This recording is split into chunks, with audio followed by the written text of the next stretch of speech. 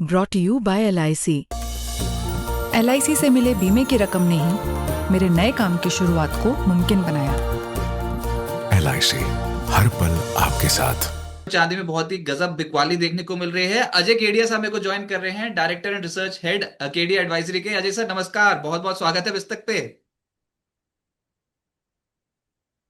अ, धन्यवाद रजत, मुझे बुलाने के लिए। सर दिन आ गया वो वाला जहां पर मुनाफा वसूली शुरू हुई है। आदत नहीं है इतनी तगड़ी मुनाफा वसूली देखने की, लेकिन बहुत तगड़ी बिकवाली हो गई। ये ऐसा हुआ क्यों, एक तो ये समझा दीजिए। और निवेशक कह रहे हैं ये कि खरीदारी का मौका आ गया कि आज ही खरीद लें, या फिर अभी और कीमतें टूट सकती हैं सोने और चांदी की।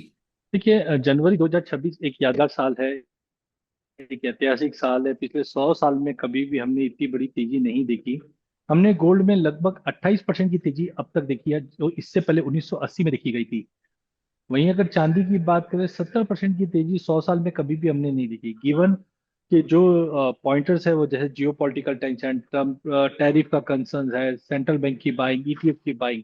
बट मुझे लगता है कि जो सारे फैक्टर्स है उसके बियॉन्ड भाव रिएक्ट करते हुए दिखाई दे रहे हैं। कि एक साल में अगर हम देखें, चांदी 300% से ज्यादा बढ़ना और सोना करीबन 125% बढ़ना, ये मायने रखते हैं। क्योंकि अभी तक के 100 साल में कभी भी ऐसा हाँ, ये जरूर है कि 5-7 फैक्टर एक साथ आ गए उसकी वजह से। बट आई थिंक कि मार्केट अभी इस चीज को डिस्काउंट कर रहा है। एक उसके सिग्नल्स है, जैसे हम बोलते हैं कमोडिटी साइकिल है, तो साइकिल 2.5-3 साल में एक रिवर्स होता है। लेकिन सोने और चांदी की साइकिल बियॉन्ड निकल चुकी है और एक मेनिया का रूप ले चुकी है। जैसे 26 तारीख हमारे यहाँ पे मार्केट बंद था, बट कॉमेक्स में आप देखिए 101 का भाव, चांदी ओपन होती है 118 तक जाती है और फिर गिरावट रहती है। तो 18% की तेजी, 18% की गिरावट एक ही दिन में, तो ये मेनिया का रूप ले चुकी है। तो मुझे लगता है करेक्शन के लिए वेट कीजिए। और करेक्शन भी कोई छोटा मोटा नहीं, जैसे हम पहले भी देखते हैं कि 2011 में हमने लगभग 40% की गिरावट देखी। तो आई एम एक्सपेक्टिंग चांदी में 35-40% का एक पुल बैक आ जाए, सोने में 18-20% का है, वो एक फेयर प्राइस रहेगा। तो अभी चढ़कर फोमो में मत लीजिए।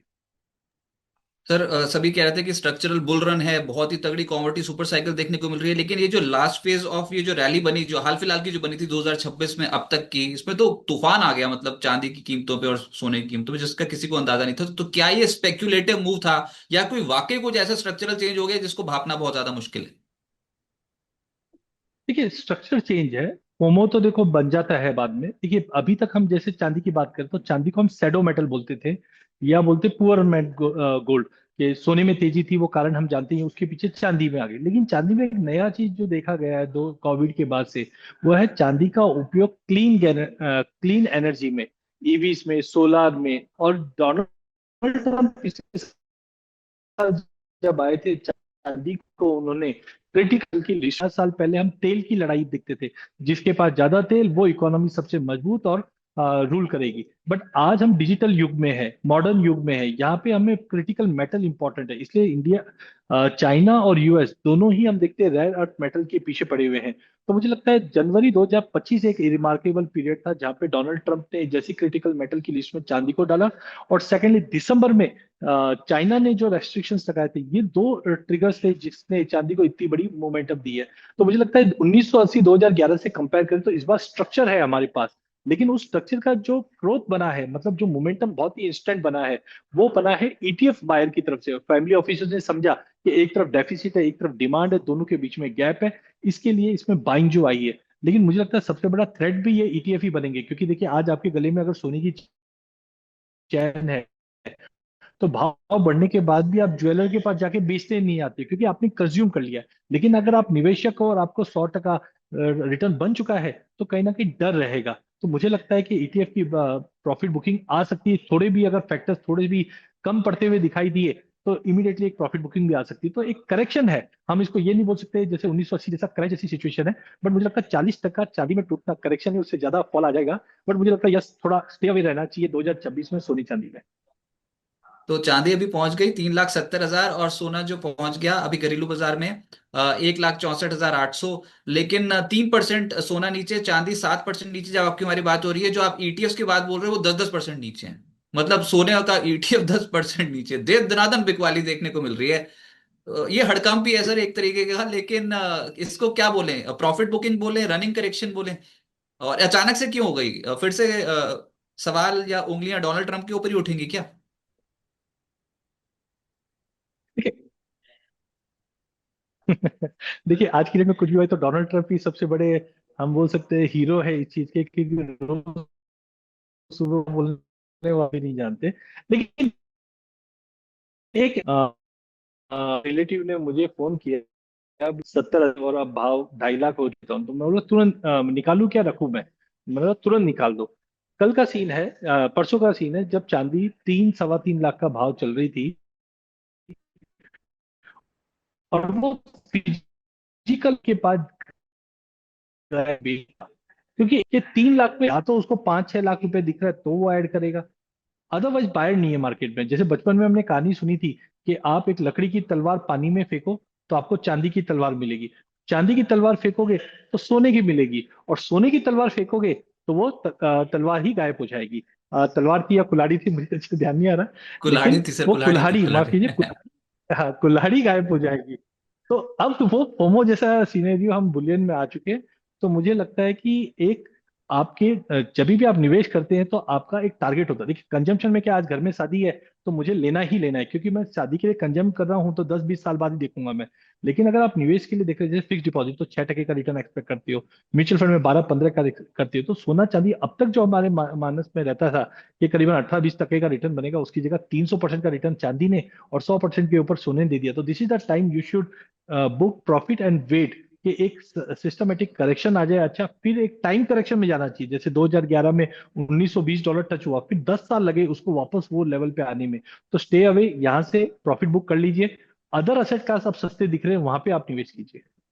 वो जो अभी आपकी ना थोड़ी सी वॉइस ब्रेक हो गई थी, लेटर हाफ वाली चीज समझ में आ गई, कुल्हाड़ी वाली। उससे पहले जो आप बोल रहे थे, जो रिलेटिव का फोन आया था, वो क्या बात थी, एक बार प्लीज रिपीट कर दीजिए। मुनाफा वसूली करनी चाहिए क्या?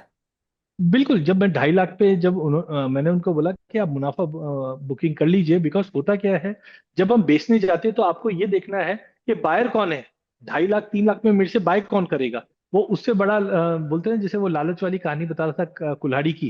तो जब तक इससे बड़ा लालच वाला नहीं आएगा, जब तक आप एग्जिट नहीं कर पाओगे। उसमें हम तो this is stock the market में टाइम। बोलते हैं बिगर फूल स्टोरी, यानी कि एक मूर्ख उससे ऊपर एक और मूर्ख, की मतलब जो तेजी वाले में खरीदता जा खरीदता है, कि फिर आखिरी वाला आखिरी रह जाता तो है, बस भैया तेरे पास ही है, मैं रजत तो निकल रहा हूँ। उसमें देखो हमारे हमारे विवाद में बहुत ऐसी कहावत होती है, तो एक और होती है, सावन के अंधे को सब हरा दिखता है। तो अभी जो तेजी आ रही है मार्केट में, तो सबको अब तेजी तेजी तेजी दिखने लग गई। आज दो, आप जानते हैं 2 3 साल से मैं कह रहा हूँ कि सोने चांदी में तेजी है, तेजी है। हालांकि मैं देखो 1.5 लाख के बाद इन्वेस्टमेंट की सलाह कभी नहीं दी है, ट्रेडिंग की सलाह दी है, आप लीजिए, आपको 10 20% का मुंह मिले आप निकल जाइए। लेकिन अब आप सोचते हो कि मैं आज 3 लाख में 3.5 लाख में चांदी लेऊंगा और मुझे वैसे ही रिटर्न बनेंगे जो पिछले 1 2 साल में मिले हैं, तो वो मुझे नहीं लगता है वैसा बनेंगे। चांदी सोने में अब टाइम आ चुका है, प्रॉफिट बुक कर लीजिए, वेट कीजिए। कॉपर ही बहुत सस्ता है, कल ही देखिए कॉपर में हमने बच्ची मुंह देखी, हिंदुस्तान कॉपर 20% बढ़ गया। तो ये साइकिलिक चीज है, तो अब ये साइकिल चेंज हो चुकी है, बुलियन से निकल के दूसरी साइकिल पे आप मूव कीजिए। नहीं, फिर तो आप बड़ी बात कह रहे हो सर। जो इस बार का हाई लग गया, अगर एमसीएक्स की बात करें, 1,80,780 के आसपास, और अगर चांदी की बात करें तो 4,20,000 के आसपास, तो ये मीनिंगफुल हाई माने ये लग गया बस इस साल का। और तो जनवरी में सारा एपिसोड खत्म, या फिर है अभी भी स्कोप कि भैया ये फिर रिवेंज ट्रेडिंग होगी, फिर रिवेंज इन्वेस्टिंग होगी और दे दनादन दौड़ेगी फिर से? देखिए लग गया है या नहीं लगा है वो इंपॉर्टेंट इसलिए भी है, देखिए डोनाल्ड ट्रंप है, अब 2 दिन छुट्टी के आ रहे हैं, और हम जानते हैं कि डोनाल्ड ट्रंप चाहे वेनेजुला बोलो, चाहे ईरान बोलो, या वापस ईरान आ रहा है, तो सैटरडे संडे अगर कुछ इवेंट हो गया तो डेफिनेटली थोड़े और हाई बन सकते हैं। साथ में बजट है, अब बजट में अगर ड्यूटी बढ़ा देते हैं फॉर एग्जाम्पल, तो मिल जाएगा, बट ये सस्टेनेबिलिटी नहीं दिखाई देगी, क्योंकि इसमें बायर नहीं है ये लेवल पे। और देखिए डर की कोई परिभाषा नहीं होती है। आज आप देखिए, मुझे अच्छे से याद है 2008 में जब कच्चा तेल $150 टच किया था, तो काफी बैंकर्स की रिपोर्ट आई कि अब ये $200 $250 हो जाएगा। बट हमने क्या देखा, कच्चा तेल गिर के $60 आ जाता है। देखिए कमोडिटी में रजत सबसे बड़ा रिस्क जो है वो है सब्स्टिट्यूशन का रिस्क। आज डायमंड का एग्जांपल है, आज डायमंड बढ़ गए थे, क्या हुआ? हमने देखा एक लैब ग्रोन आता है और डायमंड 50% टूट जाता है। 2008 में प्लेटिनम $2300 हुआ करता था, वहां से 650 आता है, क्योंकि प्लेटिनम को प्लेटिनम ने कन्वर्ट कर लिया था। आज चांदी को कौन रिप्लेस कर सकता है? वो है कॉपर। तो आज आप देख रहे हैं कॉपर में तेजी बनी हुई है, तो मुझे लगता है this is the time we should book profit, we should, मैं ये नहीं बोलता यहाँ से और नहीं बढ़ेगा, but that required a time. यहाँ से आप पोमो में आकर चढ़ जाओ बस में, और फिर बाद में देखें कि बस चल चुकी है और उतरना है तो मतलब हाथ गोड़ हम बोलते हैं ना, कोनी और इन पे लगेगी लगेगी, तो वैसा नहीं होना चाहिए।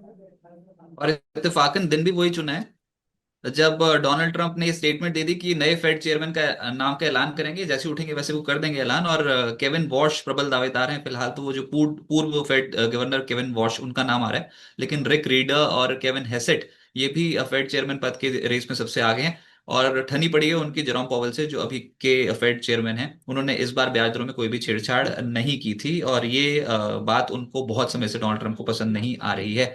आप सर, केडिया साहब, आप कौन से लेवल पे आपको लगेगा यार अब चांदी फिर से मजेदार लेवल पे आ गई, फिर से लेना चाहिए? और सोने के कौन से ऐसे लेवल्स होंगे जो आप मान रहे हो कि हाँ अब इस गिरावट में ये लेवल आ गया तो फिर से इन्वेस्टमेंट करनी शुरू कर सकते हैं? देखिए, बिल्कुल मैं बोलता हूँ एक आधे कारण नहीं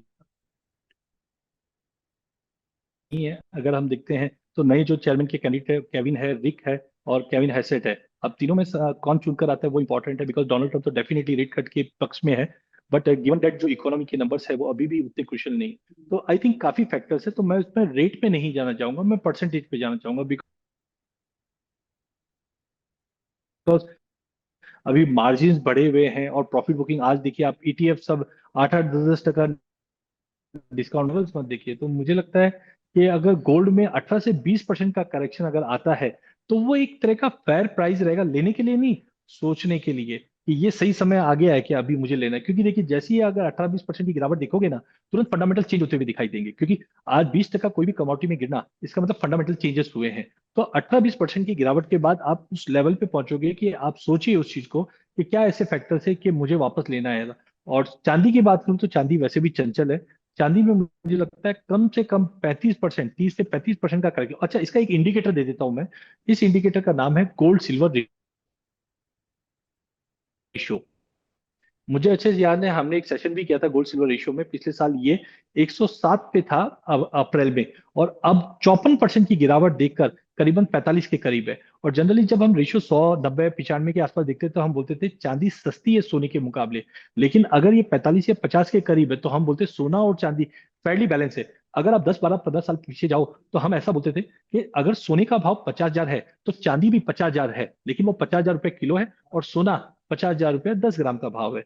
तो अगर उस रेशियो से भी अगर आप देखते हो तो मुझे लगता है कि करंटली सोने और चांदी बैलेंस हो चुके हैं। और यहाँ से अगर रेशियो में 70% तक 70 तक का रेशियो बाउंस आता है तो चांदी ज्यादा गिरती हुई दिखाई देती है सोने के मुकाबले। तो आई थिंक 20 टका, 18 से 20 टका सोने में और लगभग 35% की गिरावट अगर चांदी में आती है, उसके बाद सोचो कि मुझे इसमें अभी निवेश करना चाहिए या नहीं। तो I think I will stay away in 2026 at least for first half, कि जब तक मार्केट में करेक्शन नहीं आता आई विल वेट।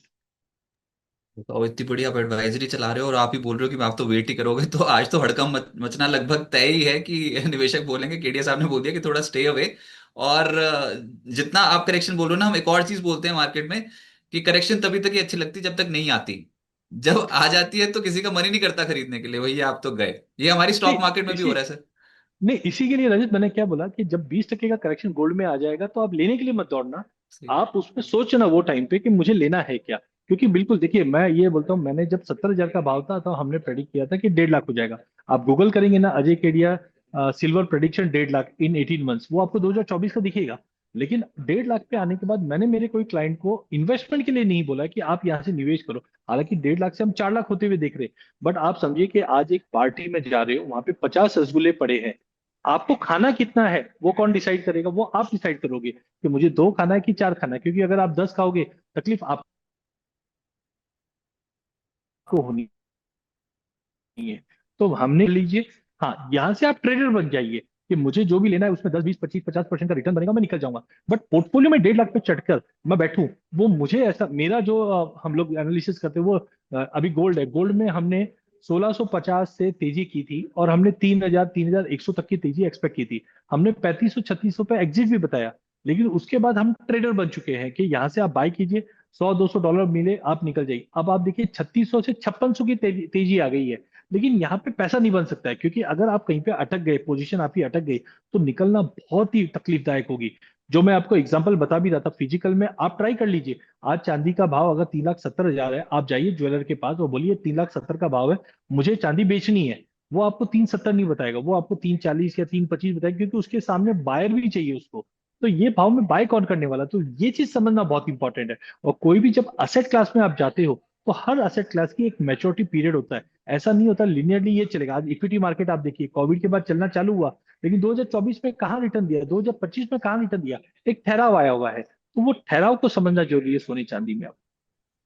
ये तो अगली अब अगर यहाँ पर गिरावट आ गई तो फिर commodity market as a whole आपको अभी कैसा लग रहा है, और सोने चांदी के बाद अगली कौन सी कमोडिटी है जिसको आप बहुत क्लोजली ट्रैक कर रहे हो जहां पर तेजी बन सकती है?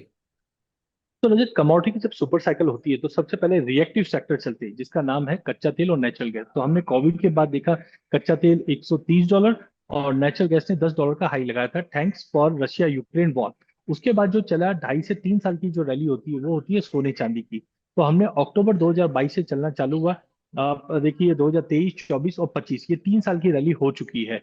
अब यहाँ से ये डिसेंडिंग मोड पे आने लग जाएगा, लेकिन जो नई रैली चालू होगी वो कंजम्पशन साइकिल की होगी, क्योंकि रेट ऑफ इंटरेस्ट कम है, इन्फ्लेशन गिवन डेट नॉर्मल है और इकोनॉमी को बूस्ट करने की कोशिश की जा रही है।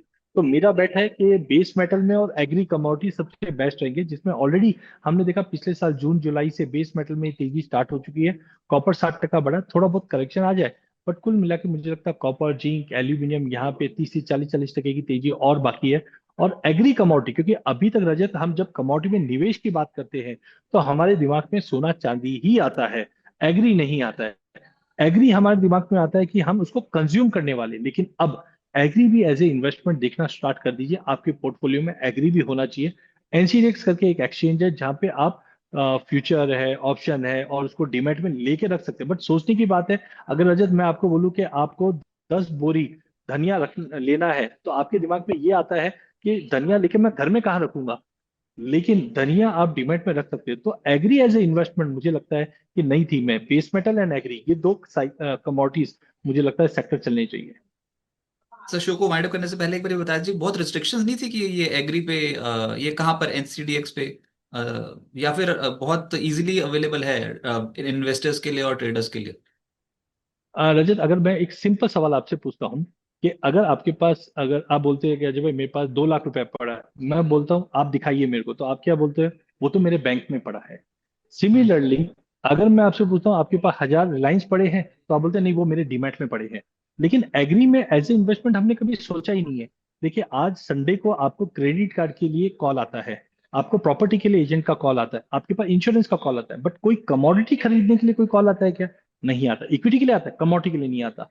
क्यों? कमोडिटी एज ए कंजम्पशन ही हमने देखा। आज सोना चांदी भी 2022 के बाद चले, क्योंकि वो कंजम्पशन की चीज थी। अब लोगों को समझ में आया निवेश की। तो मुझे लगता है कि इजी है, जिस ढंग से हम सोने चांदी में निवेश करते, इक्विटी में निवेश करते, उतना ही इजी है एग्री में निवेश करना। बट उस तरीके से सोचना कि मैं हल्दी में, जीरे में, धनिये में, इनमें निवेश कर सकता हूँ और रिटर्न वैसे ही बनते जैसे हम इक्विटी में बनते हुए देखते हैं। तो प्रोडक्ट अवेलेबल है, खाली सोच की जरूरत है कि मैं, फंडामेंटल समझने की जरूरत है। और मुझे लगता है इक्विटी में तो आदमी सीएफपी, सीए, पीएचडी कर लेता है, कमोडिटी में वो भी करने की जरूरत नहीं। आपके चैनल को देखेंगे, कहीं पे बाढ़ आ गई तो क्या इम्पैक्ट पड़ेगा, कहीं पे कुछ टैरिफ की न्यूज आ गई तो उसका इम्पैक्ट पड़ता है। तो इजी टू अंडरस्टैंड है एग्री, और मुझे लगता है प्रॉफिट या अच्छा मुनाफा अब एग्री में और कमोडिटी जो कंजम्पशन वाली कमोडिटी है उसी में आ सकता है। राइट, बहुत शुक्रिया।